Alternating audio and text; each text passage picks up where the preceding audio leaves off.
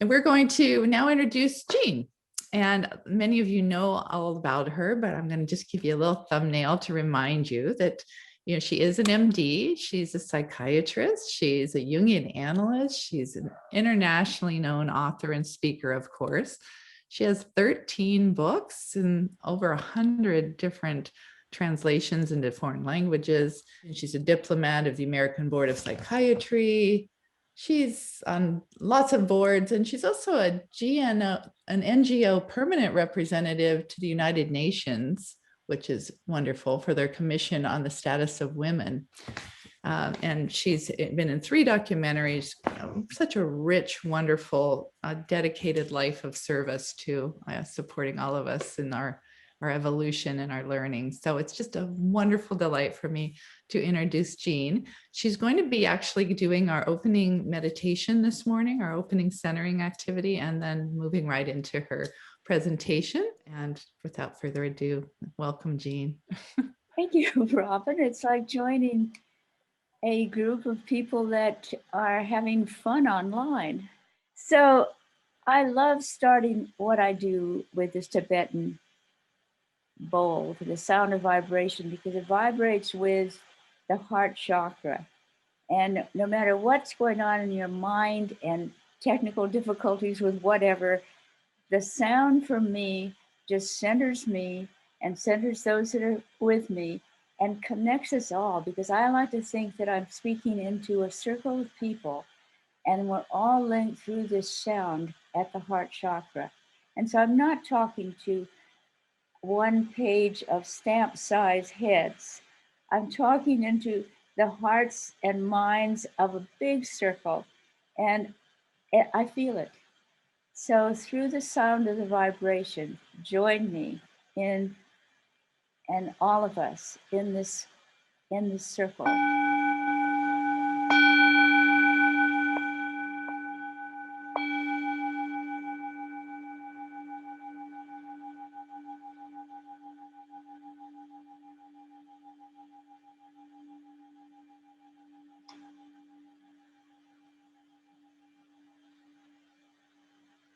And now that you're touching the center of your chest and feeling the connection through the heart chakra with everyone else that is in this big circle, now tap into your imagination and feel yourself as if you are a tree, and feel your roots growing out of your feet down, down, down into the soil. And feel the roots pulling up from the soil all the nutrients that you as a tree need, because that's what our roots do. That's what trees do. And in your imagination, feel the energy and nutrients from the soul soil of this earth coming up through your body as if you are like a trunk of a tree, and have all of those, the energy of the earth going up towards the sky, going through your body, through your limbs, out to where all the leaves are.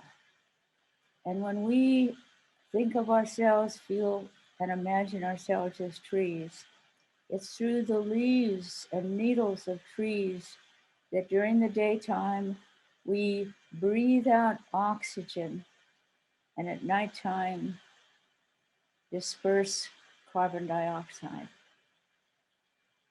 or take it deeply in to the very wood that we create in our imagination as we think of ourselves as being like a tree.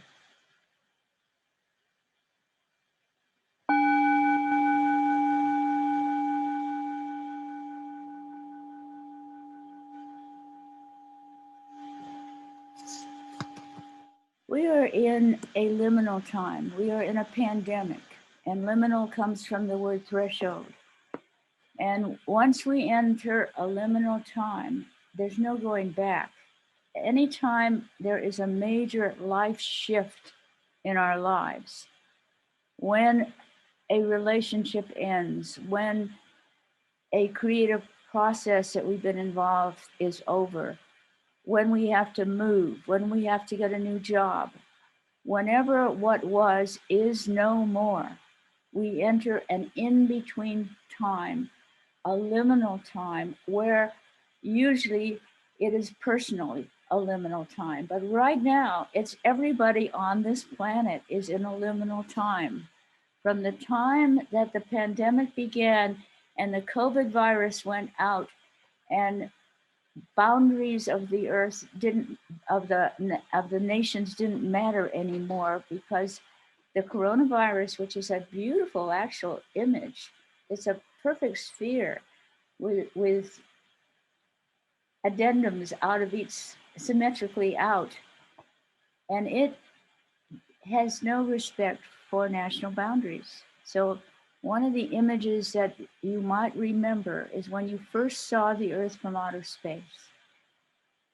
And that was toward the end of the 70s, when the astronauts went into outer space to get to the moon.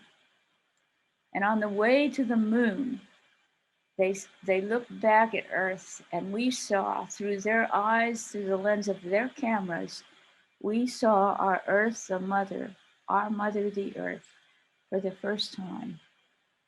And she was beautiful. And she was one sphere, and there were no boundaries of nations. And behind Earth, there was space. And we realized that we were together on this beautiful planet, moving faster than we could even imagine, because as far as we're concerned, we're still. But we, on this planet, were moving rapidly through space together. And that was a new concept, to see the Earth from outer space. This is how we grow up as individuals. When we are infants, we think of we have a sense of merging with mother. And as we grow older, we still think of mother as being responsible for stuff. And we get upset if mother doesn't come through with stuff. And then as we get older, we start to see our mothers as real people. And we see at a certain point that we may need to help her. So this is our personal story, but it's also the story of humanity's connection to the planet and to each other, that we are all part of a oneness that is where we are now. And we are in global warming now, which means that if we don't learn from this sheltering in place pandemic, if we do not understand how beautiful something is when you see it for the first time. India saw from the big city of Delhi, they saw the Himalayas for the first time because of the terrible difficulties seen through all the smog in the atmosphere. Well, we are all in this kind of space where it is a liminal time, where what we do now, what we do here, makes a huge difference as to when we emerge from the other side. Will we be seeing ourselves as one globe, one humanity, and will we be pushing back the global warming that we have totally ignored up until now? Now, the trees make a huge difference to us personally, to global warming. The trees used to be part of all of Europe. I was thinking about the country of two islands, Easter Island and the islands that make up Japan. Easter Island used to be totally forested. People arrived there, Polynesians arrived there and cut the trees down. Now when you see pictures of Easter Island, there are no trees. And the population went from hundreds of thousands to a few thousand to a few hundred. And that's what people did by cutting down all the trees on Easter Island, as if with our planet, the planet is like an island out in space. We could do what the people of Easter Island did to our own planet. And then there was Japan. 300 years ago, they came close to doing the same deforestation. And now 80% of the most densely populated nation, or one of the most densely populated nations in the world, yet 80% of it is forested. And they are a first world country. So those are some object lessons that we could get. Will we turn out to be like Easter Island, or will we turn out to be learning the lessons that the country of Japan learned? Now, I wrote Like a Tree, and this is the new version of it. And on the cover of it is Julia Butterfly Hill, who was concerned about saving old growth redwood trees in California. And along the way, she climbed up in the tree, and the lumber company that was taking it over and intended to cut the entire forest down. There she was, up in her tree, in a red jacket, getting publicity. And because she was in a tree in a forest, the company people would not be there at night, but the activists would come and send food up the tree for her, to her, send whatever she needed up in the tree. And she stayed there for about 2 years. And in the end, she permanently saved a old growth redwood forest. And so she was just a young woman who cared about, joined activists and got her heart in it and followed through and made a huge difference. And then there's Wangari Maathai, who I met at the United Nations. I've been going to the UN for roughly 20 years to represent the Millionth Circle and speak for women and trees. And Wangari Maathai was a local activist in Kenya who had the idea of encouraging people, women, to get together and plant trees from seeds. And they did, and they did, and they did. And pretty soon, there were hundreds of thousands of trees that were planted in what had become a deforested area because people needed to cut down trees in order to cook. And she got to the UN. She won a Nobel Prize, Peace Prize, for doing what she did, which is planting trees. And then there's Terry Tempest Williams at the bottom. And Terry Tempest Williams is a spiritual activist. And she has been writing books for 20 years. And she wrote the new introduction to this book. And she wrote about how the two of us walked in Muir Woods. Muir Woods is right over the hill from where I live, and it is in effect like a local cathedral to walk around. And in those woods, there is a sense of what it means to be around trees that are hundreds of years old, some are thousands of years old.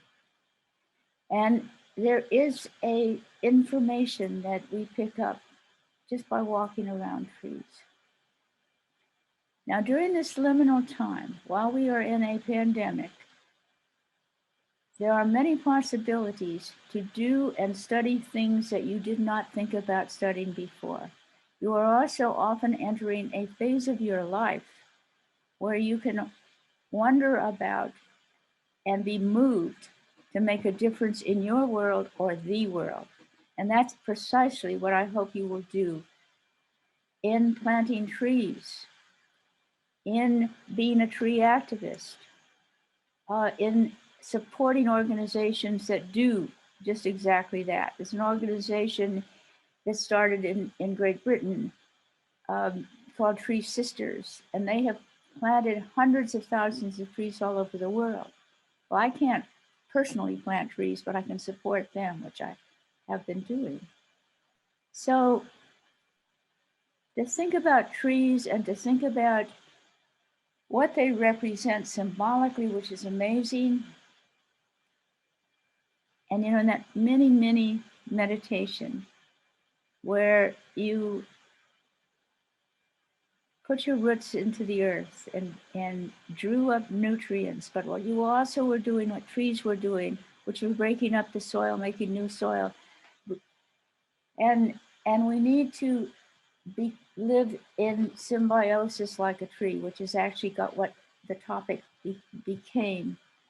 For when we are inside our actual physical mother, the placenta brings us oxygen and takes waste away, right? Simple. And we stay in the womb of our personal mother until we've got lungs that are good enough, body that is strong enough to come out through the birth canal into the world.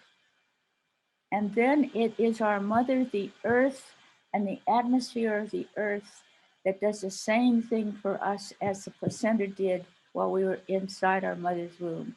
So I say, in effect, the placenta in our mother's womb and the trees, now that we're out in the atmosphere, do the same thing. And not enough trees and too many people. And we are in big trouble. So that's a starting introduction to the whole enormous issue, intimate issue of our relationship to the trees. As the trees do for us what the placenta did for us when we were actually in our mother's body.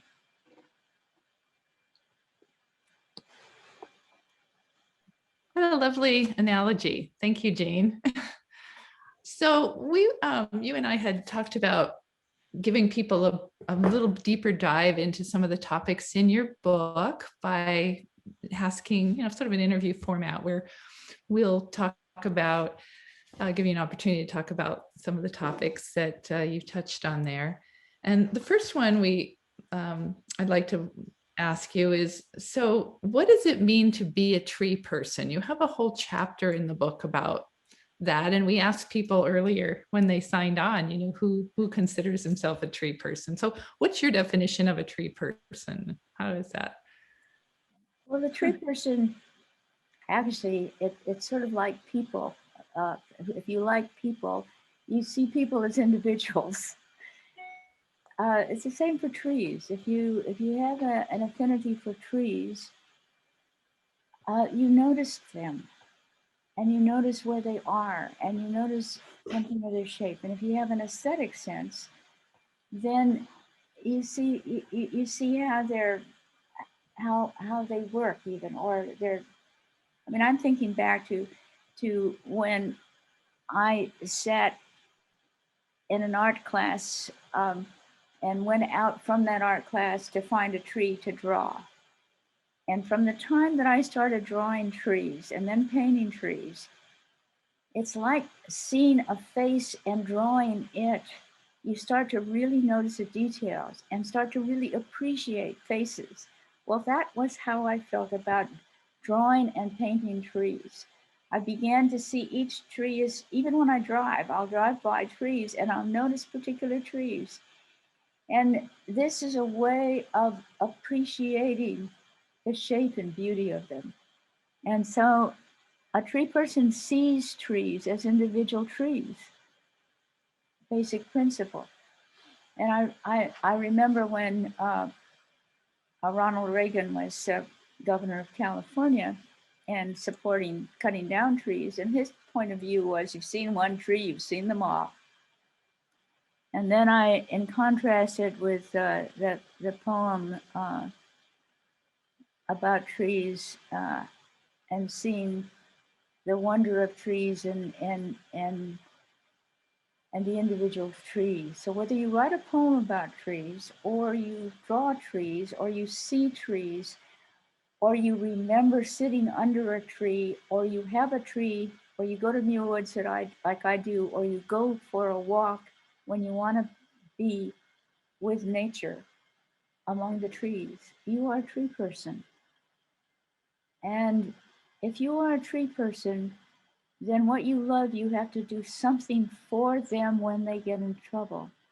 And we are in a symbiosis with trees. That is, if we cut down all the trees, as they did on Easter Island, then we are destroying our habitat. And we're not going to last very long as the global warming goes up and humanity suffers more and starts to fight more. And we were given this opportunity to come in and grow, and perhaps in this liminal space to grow to whatever the next stage might be of what humanity could do next. Or we will devolve instead of evolve, and we will contribute to destroying this beautiful home, our Mother the Earth. So to become a tree person is to appreciate and see, yes, one tree at a time, but then also to begin to appreciate what trees as a whole do for humanity and how we are in a symbiotic relationship in that we need them to make the oxygen and take away the and sequester the carbon dioxide so that we can live. Yeah. Thank you, Jean. So tell us about the dynamic nature of trees. That you talk about how they're built, it's all built into their anatomy and how that relates also to us. Well, trees work as a community often in you can see a cluster. I mean, they're different kinds of groups of trees. That certain trees, the trees at the edge will start to react to a change in the atmosphere, and by that there's a change in their chemistry, and they will convey that to the other trees. And people who study trees at that minuscule level start to really appreciate how trees communicate through their root system, but also in many other ways that we don't entirely understand. There's an energy field around a clump of trees. I think what's often interesting about the redwood trees and all is that there's, and this is true of many species of trees, that there's one tree that is like the mother tree. And as that tree dies, there are growths on the roots that reach out, and from that, there are new trees that come and grow. And so what happens is that what you see if you walk through Muir Woods, for example, is you see certain areas where there's a ring of trees and a kind of what remains of a stump of a tree in the center. And there is a symmetry, which is also beautiful, about what trees do and are. And the way of surviving and passing on information, it's to appreciate things. Like I wrote Like a Tree because I live in a homeowners association, and a neighbor next door put windows on the side of her house, and now she had to look at this beautiful, what I considered a beautiful Monterey pine tree that I saw before I bought my house. I saw this tree first, and I didn't realize that because it was on commons property, because the homeowners association do many different things, but they look after the commons that we share. And often, as in my homeowners association, I own the land that my house is on, but much of the land around my house that appears to be in my yard, except we can't do fences, is actually homeowner property. So that if a neighbor wants a tree cut down in front of my house because the view out the side now, that it interferes with a more panoramic view that we all have, by the way, that's built into this homeowners association. We look out over the bay, so every house is pointed in that direction. But here I am, an activist, and here I try to save this tree, and 11 months later, I know it's going to be cut down. And it's going to be cut down when I go to New York to the United Nations for the Commission on the Status of Women. And I'm going to be on a panel with Gloria Steinem, who is an old activist and good friend.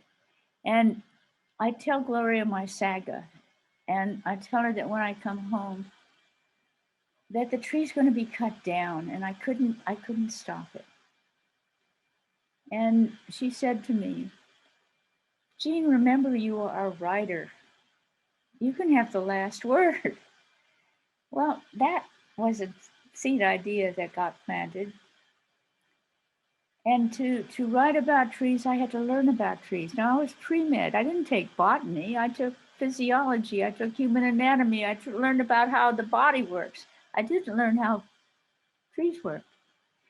But with the idea that I could write about trees, about the tree that is no more could become something more, I studied what trees do. And the more I studied trees, the more I appreciated what they do for us. And so by the time I wrote Like a Tree, How Trees, Women, and Tree People Can Save the Planet, I certainly had a big vision. And I didn't, up until the time the book came out, and I did a book signing in front of Muir Woods.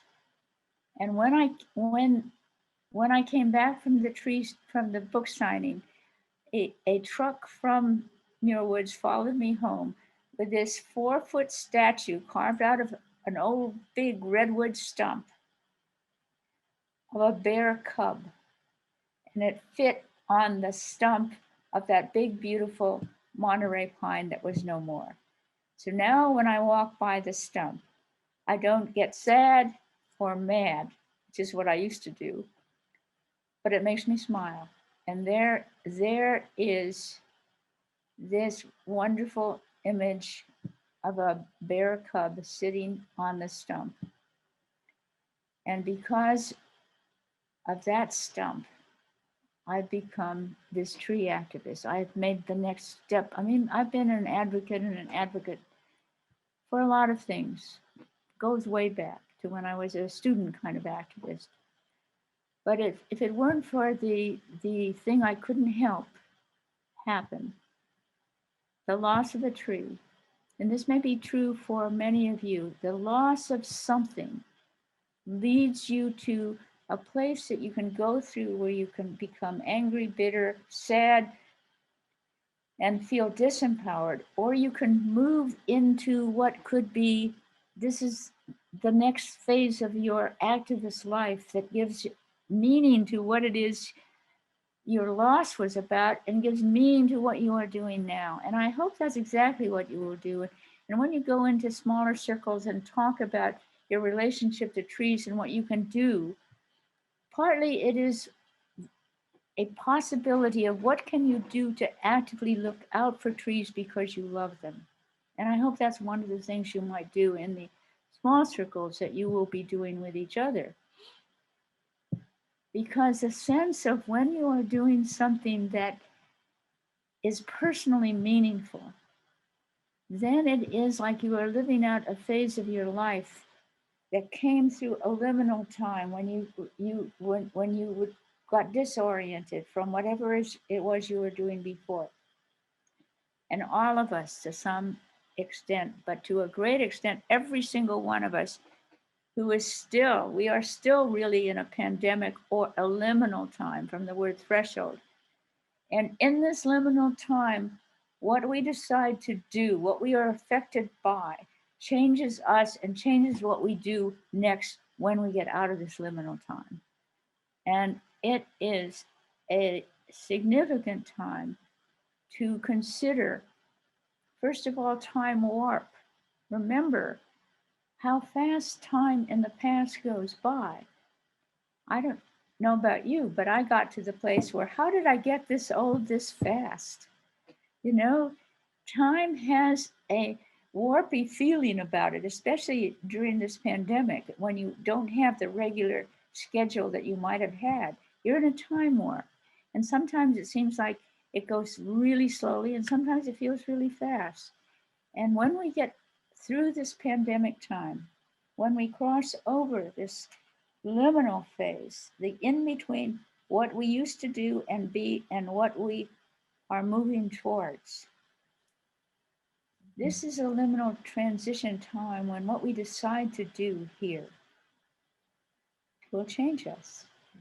And to become an activist in the next phase of your life is to have a sense that you are contributing in some way that really matters. Plus, you have your own sense of becoming who you were meant to be. Jungian analysis, we help people to be with the whole process of individuation, which Jung has all these big thinky words that I like to kind of translate into much more heart understanding words. So individuation to me means becoming who you were meant to be. That is, you came into the world, into a particular family with a particular psychodynamic issue in it. You came in within your soul or psyche, you had certain archetypes that were stronger, which is to say, like certain talents or tendencies in your personality that are built in at the factory. And if you were in a family that didn't appreciate what your gift was, maybe you didn't develop it when you were a kid, you probably didn't. But in this liminal phase, what are you taking time to do? Were you always an artist, for example, but nobody ever appreciated it? And how could you ever make a living doing it? Well, you could do some art stuff right now and delve into it and put into whatever you're doing with your art something of what you've already known through the work you have done, what you might do with it. Same way with music, same way with all the talents that you may have come into a family and it wasn't appreciated. But now in midlife, which most of you are in, you have the opportunity to shape yourself. And that is by tapping into what and who you are and what you choose to be from inside out. And from inside out, the questions that are relevant only you can answer. People are always willing to project onto you. Parents and family are always willing to tell you what you should do with your life. But from inside out, only you can answer 3 questions. Is this meaningful to you? Will it be fun? There are things, when you study something you really love, when you practice something that your heart is in, it looks like work or boring or something to other people. But if it's from inside out, there's a level of fun and a joy at when you master that which you worked at. That's an inside out. And the other thing, the third element is what you're doing motivated by love? Because then you tap into lots of different energies. And when it all comes together, there's a sense of also being with other people who from inside out have a similar kind of direction that you're going in. And maybe you've never run into people like yourself in the inside, and you put up a perfectly good persona and you adjust very well to the people around you, but nobody is appreciating something that's deeply you, deeply personal.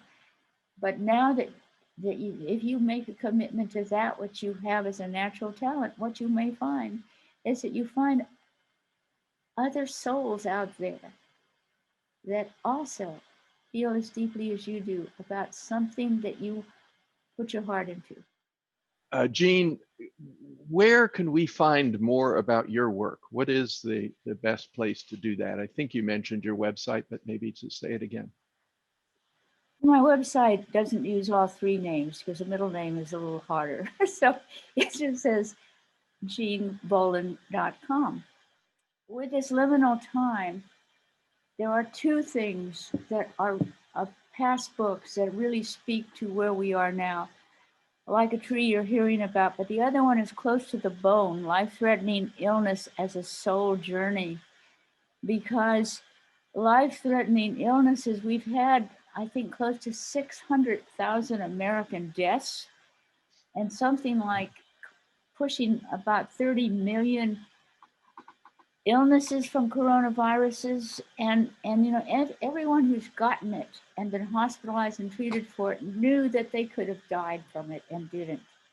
So when I talk about liminal, being the space in between, where we can't go back to how it was before.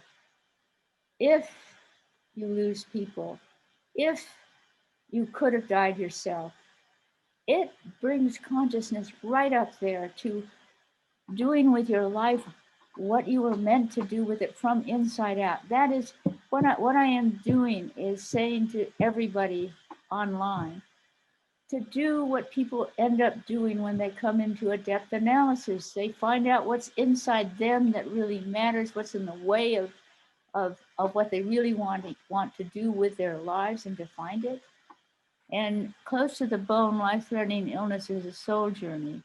And then there's also right now the phasing into the next, which the last issue of Close to the Bone, which is the only book that I've revised. It was after my son died at 29 and was heard from afterwards.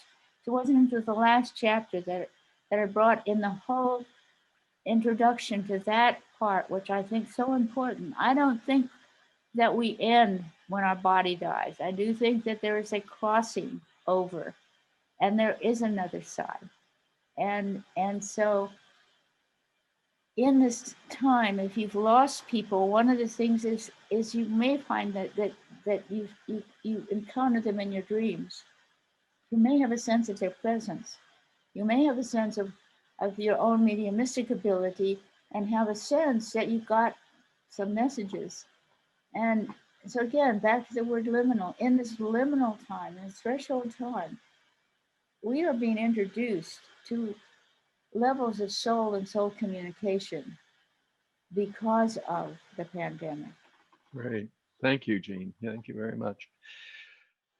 I have been ending many of my letters with 5 words, with which I'm closing our event, touched by the sincerity in which all of you joined this group and participated. But I sign off: love, hope, perseverance, trust, and gratitude. And again, when I sound the Tibetan bowl, feel it in your heart chakra, and perhaps a thought or feeling or image will come up in the center of your chest from your heart.